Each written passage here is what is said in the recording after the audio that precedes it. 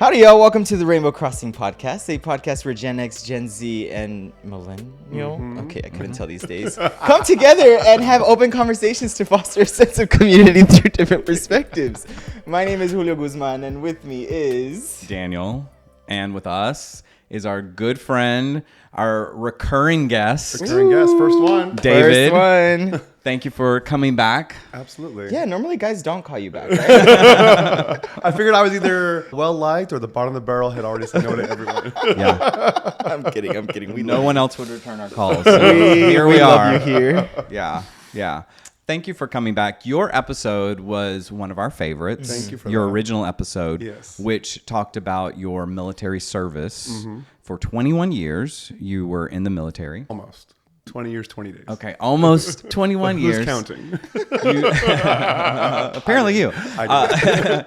You served in the military. Correct. You were in the Army. Correct. You were a gay man in the military, initially in a time where it was a don't ask, don't tell policy. First 10. And then you were out and proud. Very proud. Yes. So we talked about this last year, correct? Yeah, It was last last year. We talked about your trials and tribulations and the things that gay men and women and trans individuals have to go through when they are in the military service. Just trying to serve their country. Right. And at that point in time, I think we all assumed that we would have President Kamala Harris and that the military probably would not be changing so much. Yeah. It's an interesting time for the military. Yes. And that's why we wanted you to come back. Yeah, it has changed dramatically. And it's so funny how what we thought our future reality would be and what it has actually molded into. And here we are. And we have this military Directive. Which sounds crazy. Yes. Right? It's a directive.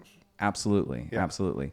So let's just dive right into it. Secretary of Defense Pete Hegseth called in 800 or so military leaders From around the world. Brought them into Quantico, Virginia. And what was your immediate reaction to that? We were talking about like how those military generals must have responded. You weren't a general, No. but you were an officer. Non-commissioned officer. So it's interesting when you bring that up of like all those high level in one location. My first thought was security. Like if anyone was to catch wind of all those people being in one place at one time, I mean, that's when I would do something if I was a person that did things like that.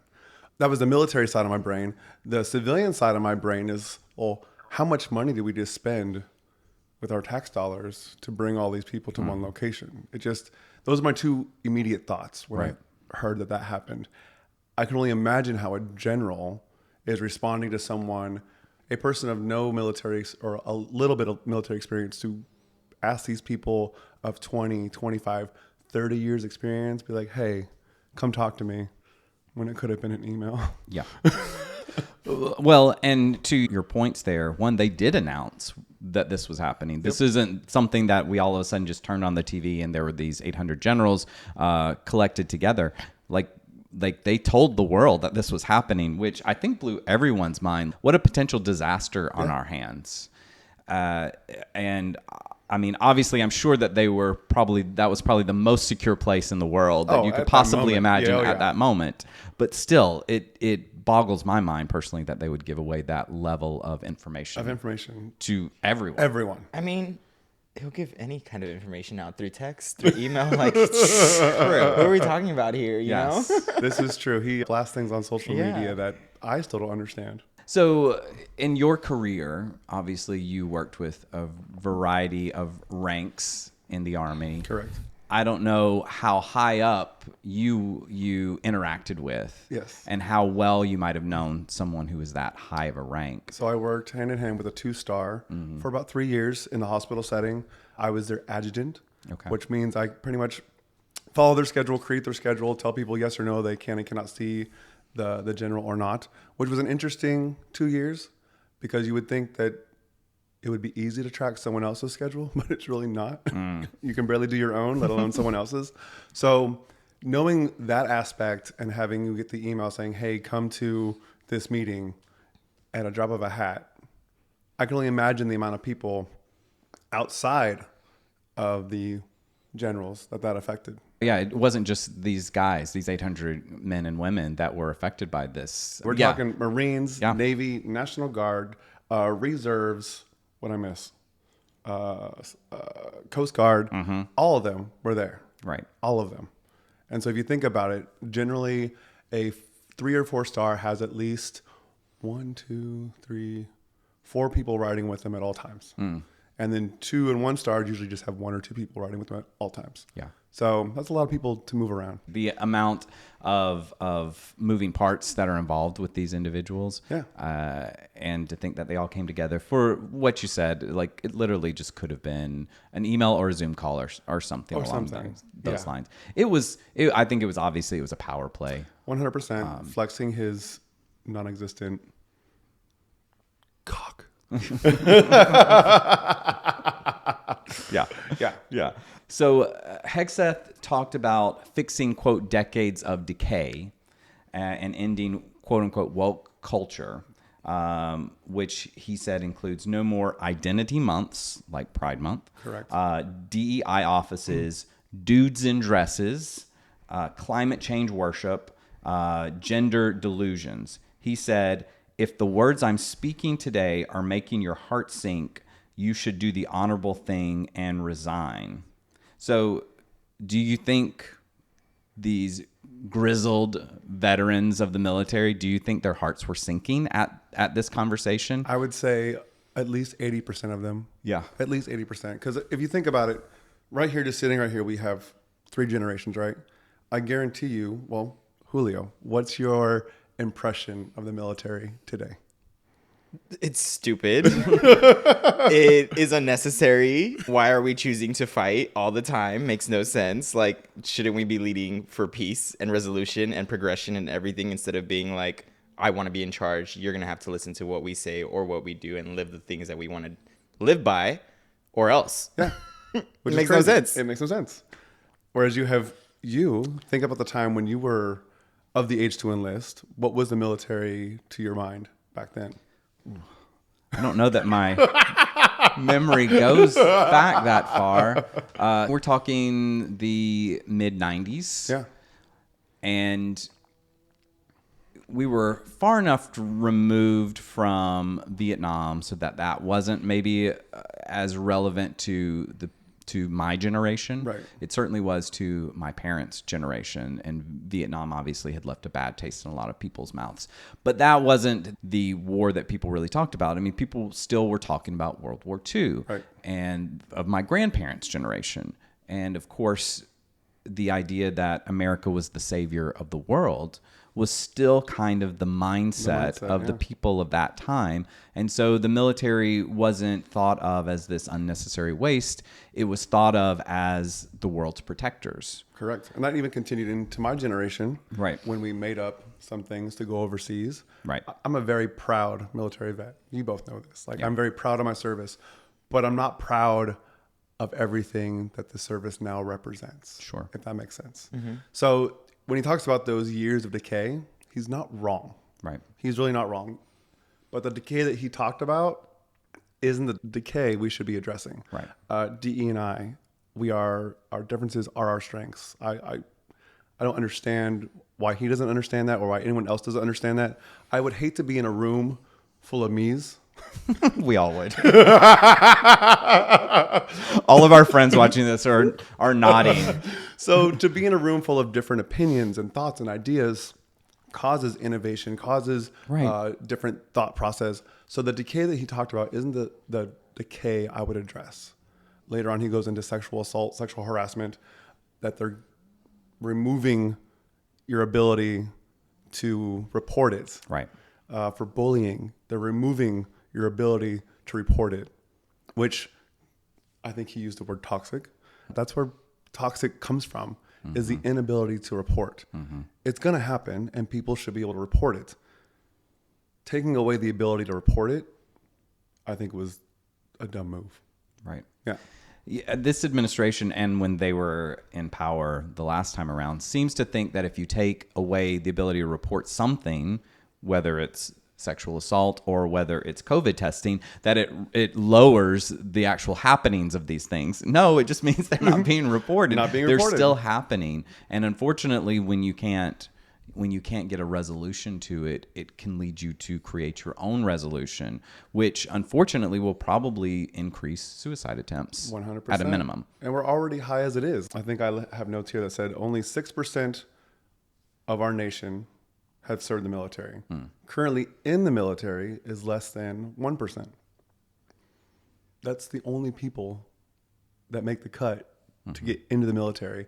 And you want to reduce it even more by not allowing trans, not allowing lesbians or gays, not allowing people that don't fit the mold to look a certain way. That word he kept using, beardos, like beards are fine. The whole reason for shaving is so that your gas mask will seal when you're overseas. Let them not shave while they're here, especially POCs, people of color. Their hair is more coarse than a white man. Right. Those standards are based off of a white person. There are more than white people in the world, believe it or not. They don't want to believe that, and that's part of the reason. I do wonder, because this is not something that maybe us as white people would initially think about, the beard shaving and him saying that you need to shave now. Was that, and obviously we're just conjecturing here, was that ignorance on his part of not understanding that that is an issue with people of color, where if they shave, they do have, and I can't think of the name of it off the top of my head, but they have a symptom where it like severely breaks out their skin. Severely breaks out, which makes the seal even worse. Right. When you overseas, of not being able to see your mask. I wouldn't know if it's ignorance. Well, okay, we'll call it ignorance because he doesn't know because he is. But is it ignorance? I think he just doesn't care. Is it ignorance? Is he doesn't care, or that he actually wants those people to not be in the military anymore because they are not white? That's a good question. Predominantly, the military is made up of lower class individuals. That's why I joined. Yeah, I wanted a better opportunity. People needing resources. Yeah, it's what made me the man I am today. I would not have the same opportunities right now if it wasn't for joining the military. And thousands of young men and women want to escape their life for a better life. And if you take away things like reporting sexual assault, sexual harassment as a female, I would think twice about joining. Taking away my ability to grow out hair a quarter of an inch so that my skin doesn't inflame, I'm going to think again about joining. You think about that young, frail nerd who just wants to make a better life. If he thinks now he can't report his bullying, guess what? He's probably not going to enlist. And so you're reducing your numbers further and further down of people who can or want to join the military. So he talks about trying to build up our numbers when all he's doing is reducing them. I suppose that's symptomatic of what is happening across the entire nation right now. They are removing a lot of people with the guise of it being taking criminals out of the country, taking out people who are here to harm Americans, quote unquote, real Americans. But that's not what's happening. What's happening is that they are removing people who are oftentimes of lower class, people of color who are doing jobs that most of us don't want to do. So they are reducing the workforce. They're reducing the number of people who are contributing to our society in a very positive, meaningful way. And we are all going to be left holding the bag when it's just a bunch of us white people that are left here. It just boggles my mind. I'll never understand it. Yeah. I will never understand how something a person cannot change and people have such strong opinions about it. Yeah. So we also talked about physical fitness. Here we go. And he talked about no overweight generals even. Yeah. And it was really interesting watching the camera pan to the crowd, who, of course, were very stoic. I don't even know if they even blinked while they were listening to this. But how do you think that these generals, who are older in age, and as we get older, we put on a little bit of weight, these guys are not out there running the fields. They're not, quote unquote, active. They're behind desks. They're making decisions. Big decisions. Right. And of course, we all want everybody to be in the best physical shape that they can be. It makes life easier and better for you. But they are not being held to the same standards physically as someone who is in the field, who's running across wherever, who's got to carry all this equipment. Yeah. So how do you think that these generals felt in that moment? Well, the evolution of like the height and weight standards is crazy. First established in 1860, where overweight wasn't a thing. What was the problem is underweight people. You had to be a certain body fat percentage, which was 20%, to join the military. Why? Because when you go overseas, guess what you're not getting all the time? Yeah. You're not getting meals. Right. You're not getting nutrients. So 1860 compared to 1960, when the overweight program was kind of established, again, only tested on white men.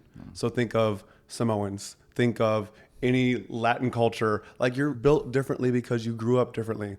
The height and weight standards for a male is taping the neck and taping the waist, and that is it.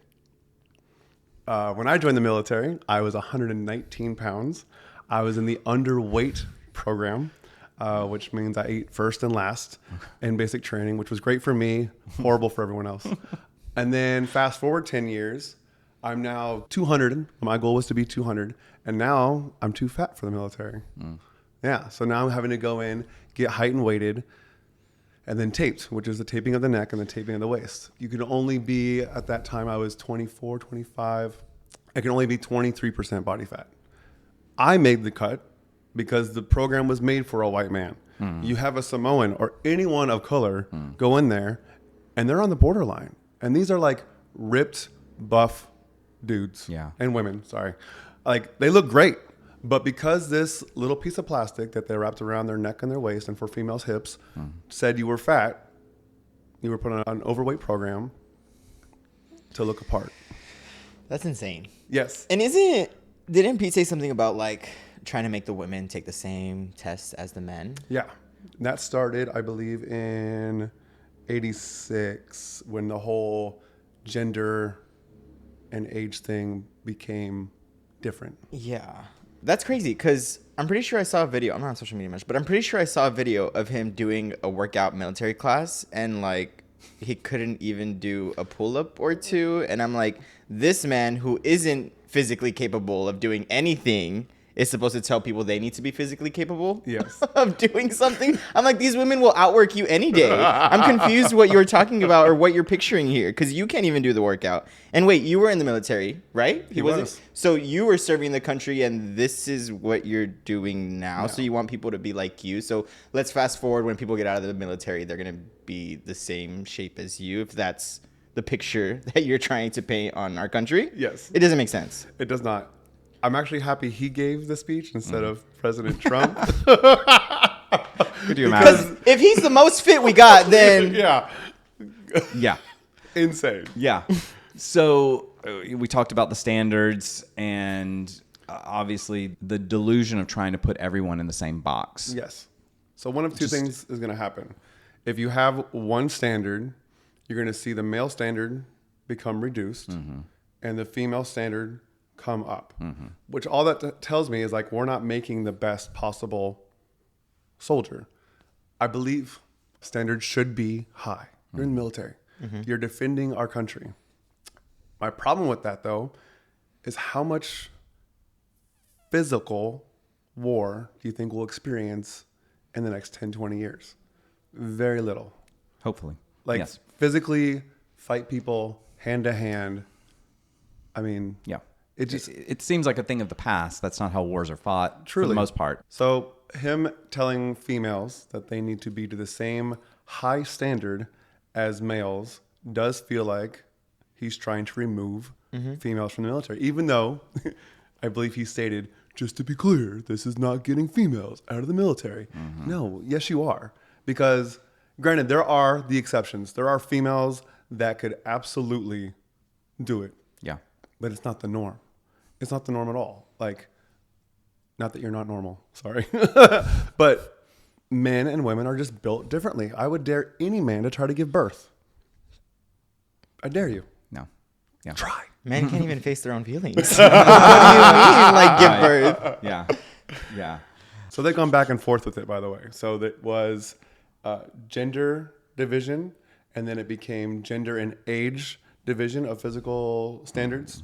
Then they went back to just male-female standards, and now I think they're going to go back to just one standard, which 1960 is when that began, and we are now 2025. Us as humans have changed. Our diets have changed. Let's work on that part first. Let's work on getting all the additives out of our food. Let's get rid of all the fake food that they give us every day. If you ever get the chance to go on a military post, go to a dining facility. The food's not great at all. I mean, it's there, but it's not great. How do you think the generals responded to this? I would think that they internally had said, I can't believe this person brought me from wherever I was to talk to me about... I'm too fat. Yeah, to tell me I'm fat. To tell me that my troops are fat. The truth of the matter is, it's hard to remove someone from the military. Commanders want to keep their numbers up, so they have people to do the job. Like, the military is not just a job, it's a life, right? We make our own food, we build our own buildings, we create our own lifestyle, we have our own medicine. Everything we do, most things that we do, are done internally. The less people you have to do those things, the less gets done. So when it comes to people that are overweight by 1-2%, yes, you give them time to fix themselves. You don't want to kick out someone out of the military because they are overweight, especially if you do deploy. Because imagine deploying with the unit with only 60% of your workforce. It's going to make everything else harder, right? Yeah.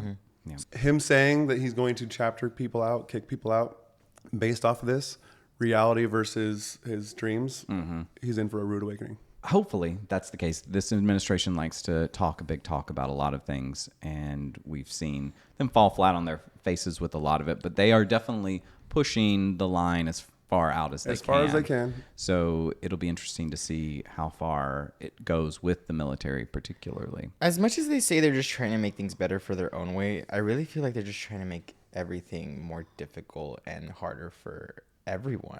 Like, I don't think they're trying to improve. I think they're trying to fuck shit up. I really do. I think they're just trying to, like, cause enough chaos to be like, well, this is the problem. Let's see what happens to this. Let's see if real change happens. Maybe they start going after each other based off of whatever. It's definitely a tactic to cause confusion and internal anger within a group of people.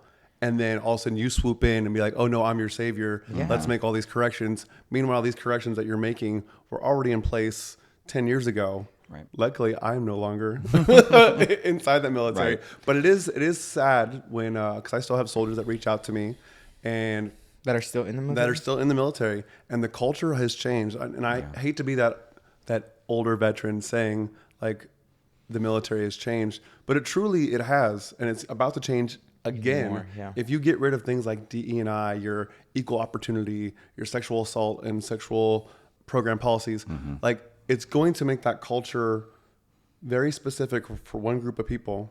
And that one group of people is going to dominate this one force that we have. It's going to be very interesting to see what this looks like 5 years from now. So after Hegseth spoke, Trump took the stage. He did. And he said that he had never walked into a room so silent before. Yes. And obviously we know he is used to applause. He's used to big crowds. He's used to people who are there specifically to see him, who aren't necessarily thinking about his policies. They just love him. He's there for the adoration. He is. He got zero of that from this group of people. So was that, do you think, a reflection on how they were feeling about this whole conversation, this whole forced trip, about him in general, his administration? Or was that just how they are? I mean, you're right on both ends. It's very common for a speech to be given and everyone standing at attention, which is your heels put together, arms at your side, head straight forward. It's very common for there to be no sound after you've given a speech or a person's walking on stage. It's very common. I would have thought there would have been a little bit for the president, but there wasn't. Right. So I think it's a mix of both. The reflection of who the hell is this guy versus this is a military thing. I don't need to show emotions right now. So it's a mix of both. Right. So Trump talked about the the N-word. The N-word. And it's not funny. Say it. Nuclear. Obviously, he went on a rant about one N-word versus the other N-word, which is just insane. Insane to me. That the person who is the president, who is the leader of the free world, is talking about these things. And addressing it to top military personnel, who I guarantee you at least 40%, at least, are people of color. Right. At least. Right. So why he went on that tangent, I don't know. I think he thought it was funny. He thought it was clever. It would have gotten laughs at one of his other type of events. But obviously it didn't here. He was talking about nuclear, and he mentioned how we don't want to go nuclear, but then he talked about sending 2 nuclear subs off the coast of Russia. How does that room respond to that? We don't want to talk about the N-word, but we're not afraid to use nuclear capabilities. Well, it was just for me, it was a drastic change of physical standards, physical this, physical that. Mm-hmm. But guess what we're going to do? We're going to send nuclear. Mm-hmm. Well, guess what? I guarantee you the smartest people in the room are probably the most heaviest people in the room. And those are the people probably controlling our nuke program, bar none. Mm-hmm. Like, very rarely will you see someone super intelligent and super fit. So to go from talking about the physicality of the Army to now your nuclear program was a wild change for me. The conspiracy theorist in me was like, were they looking for reactions? I think they were. Yeah. I wonder if they wanted their Army to be like proud of like everything they were saying, but instead they were like, this is crazy.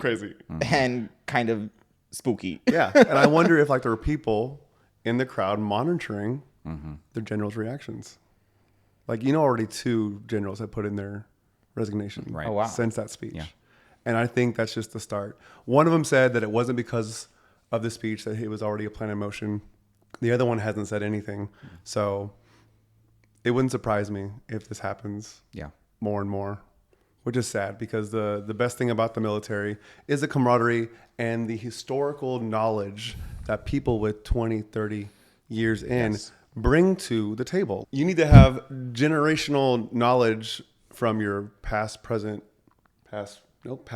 future, right? That's the greatest part about this podcast. Yeah, right. You have 3 generations here with very different opinions, very different strengths, very different outlooks, upbringings. Yeah, our perspectives are going to be different. Yes, and the military is the best for that. Yeah.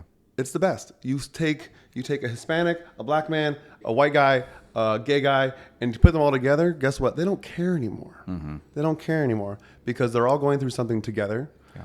What they do care about is the experiences that those individuals have to make their life easier during their difficult time. Mm-hmm. That's all they care about. Right.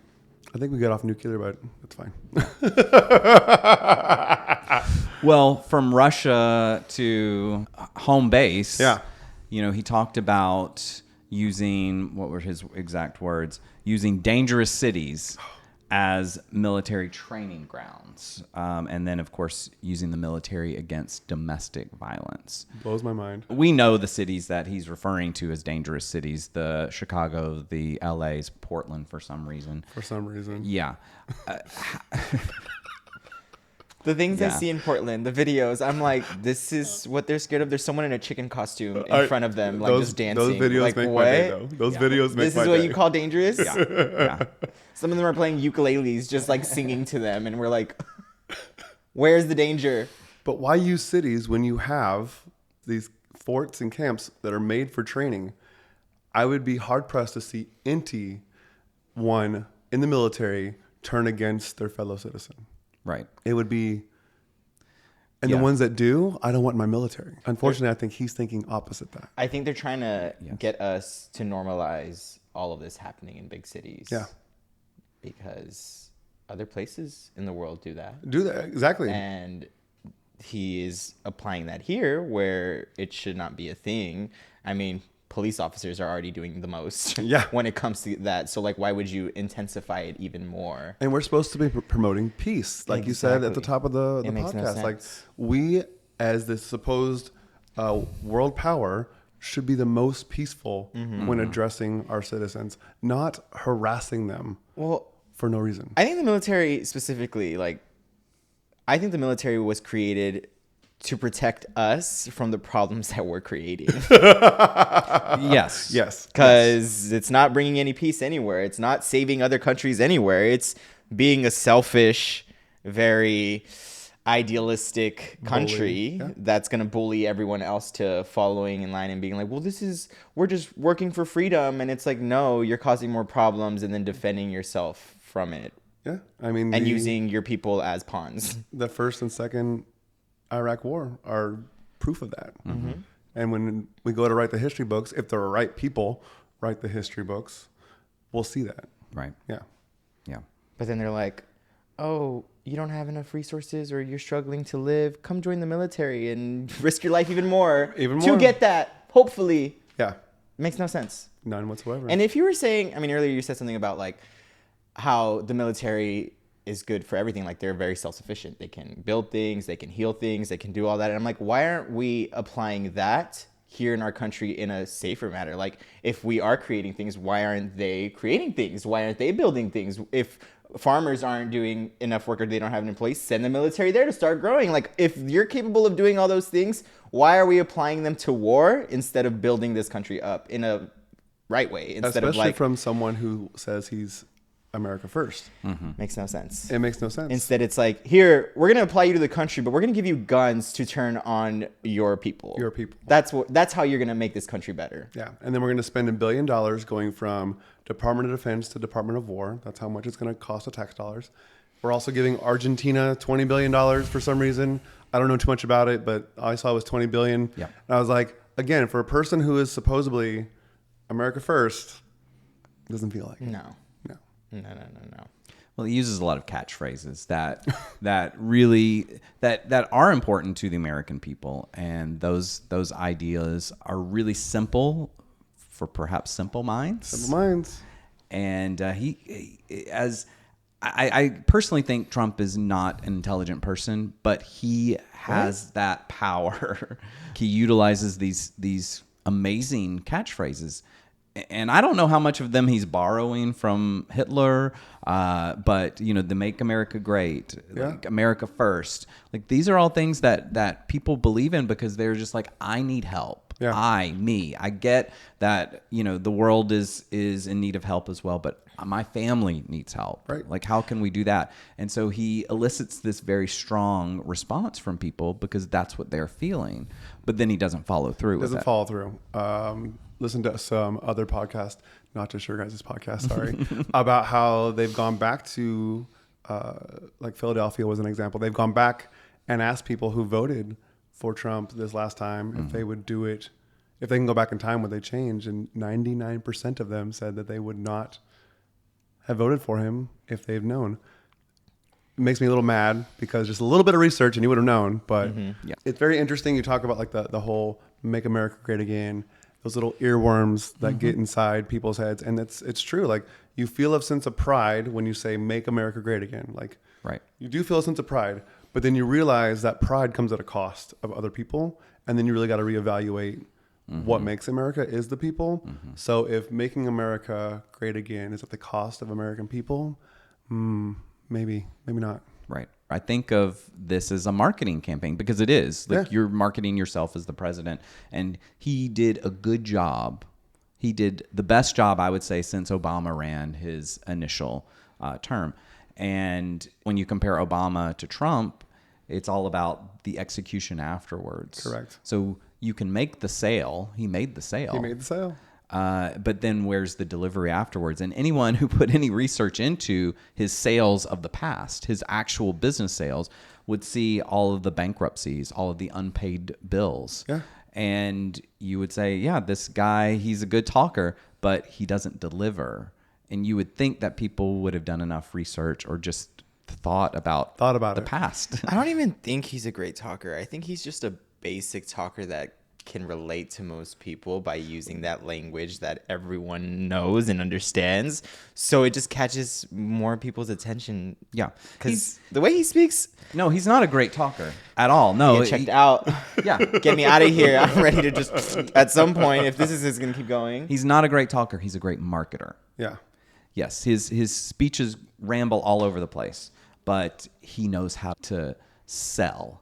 He knows how to make the deal. And he put a lot of smart people that are yes to him around him. So he's made his job really easy. Thinking about like the court system and stuff like that. Like he's lined himself up for success.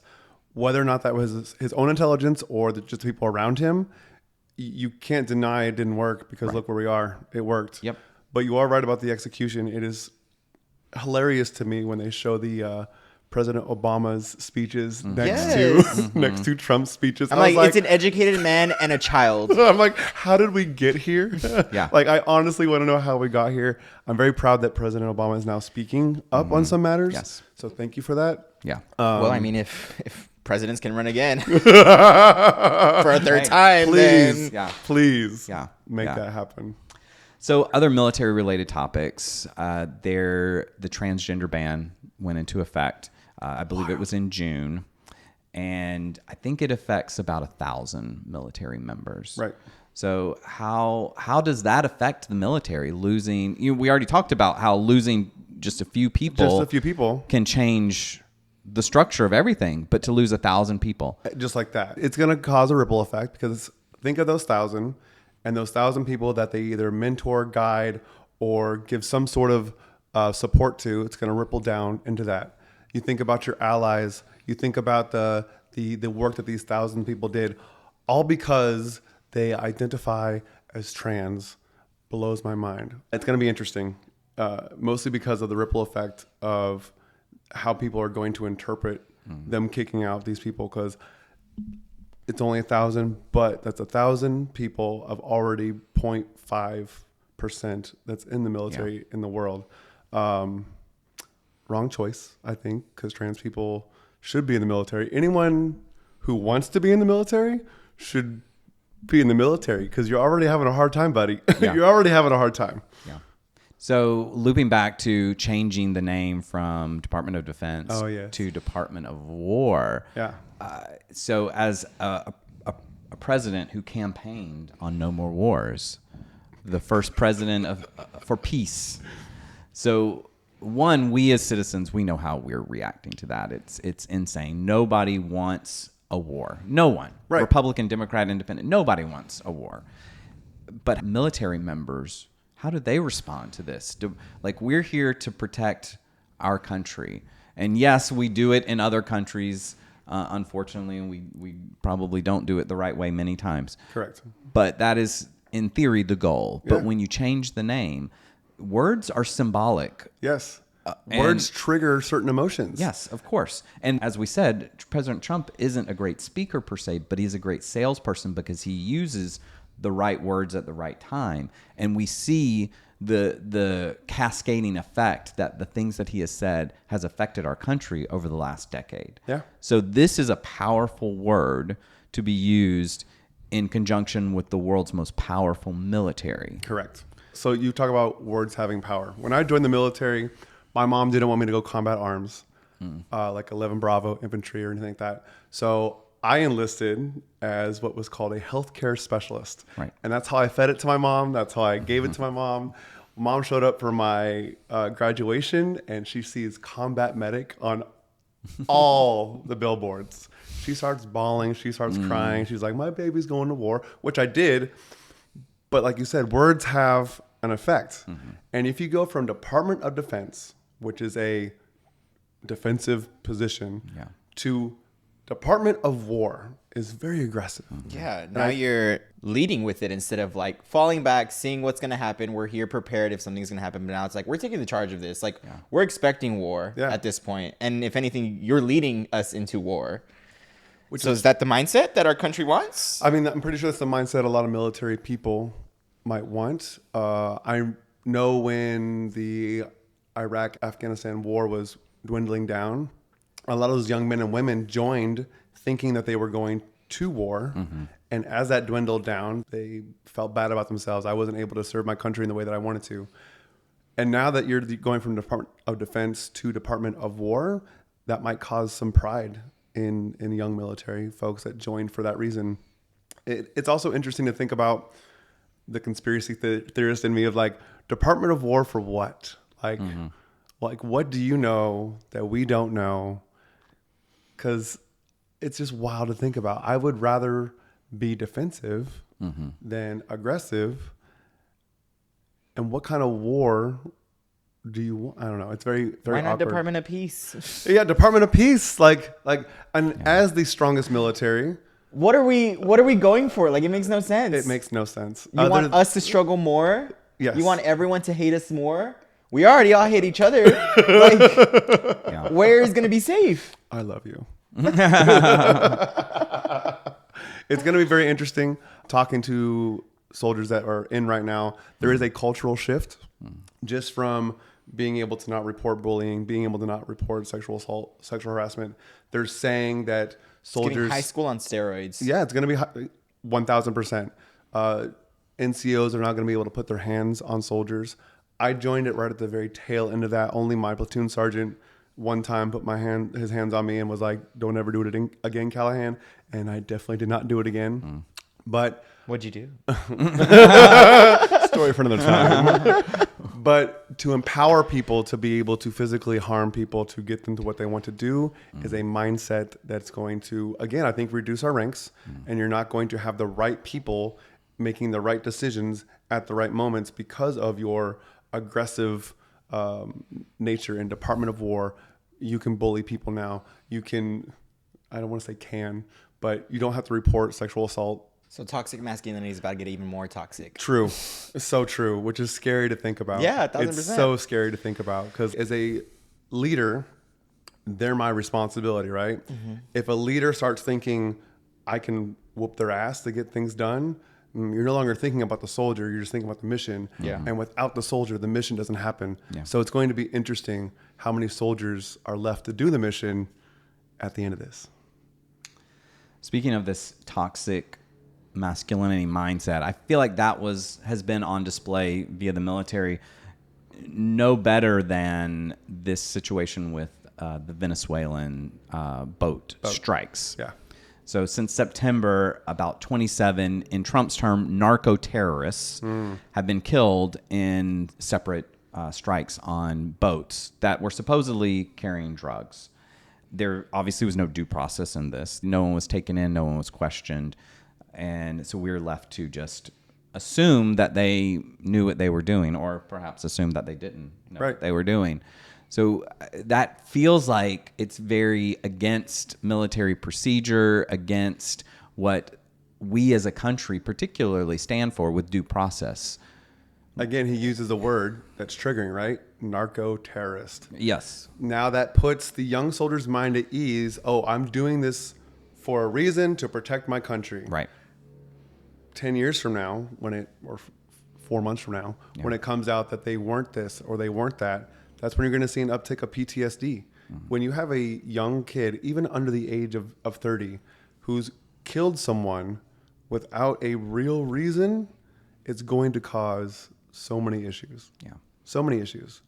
Because I think of myself as a medic. It's very rare that a medic has to pull a trigger. Have I? Yes. But you think about that forever. You just do. And imagine doing it from a distance and never knowing. Right. You'll never know because there was no due process there. So it'll be interesting to see how a different level, different stage of PTSD continues through our military ranks, which will probably uptick suicide, which is already a problem.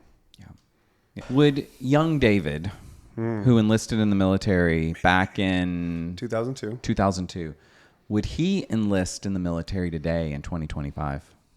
Mine was for escape, right? Right. So yes. Yeah. Yes. Would I have stayed? Probably not. I came in thinking I was only going to do 4 years, but the camaraderie, the family you get with the military, it's very intoxicating, especially if it's a good family, right? I was very lucky to have great leadership. Even my platoon sergeant who put his hands on me, I still talk to him to this day. He's a good guy, right? Yeah. Great guy. Like a dad. But yes, would I? Yes. Yeah. Only because it gives me the opportunity to make my life better than what it was. And I feel like a lot of young people are going to be faced with that decision. And unfortunately, it's not a decision at all. Yeah. Yeah. Yeah. That's unfortunate. Thank you for joining us today. It's been great. David. I love doing this. You know, always I love to talk. hadn't noticed. Yes. We always appreciate you Yes. coming here and sharing a perspective that a lot of us, there's just no way we can have it. Right. So we appreciate it because all of these things are affecting us right now. The military, I feel like, is on top of a lot of people's minds in a very frightening way. Yeah. So it's nice to hear from an insider's perspective. Retired. Yeah. And I know Daniel has expressed to me multiple times that he doesn't love you, but I love you. So I'm happy you came. Thank you. Well, it's on record now. So It's on record. Here we go. Yeah. Yeah. Well, thank you. Thank you guys for tuning in. Please give us a like, a comment, subscribe, and we'll see you next time. Bye. Vote for peace.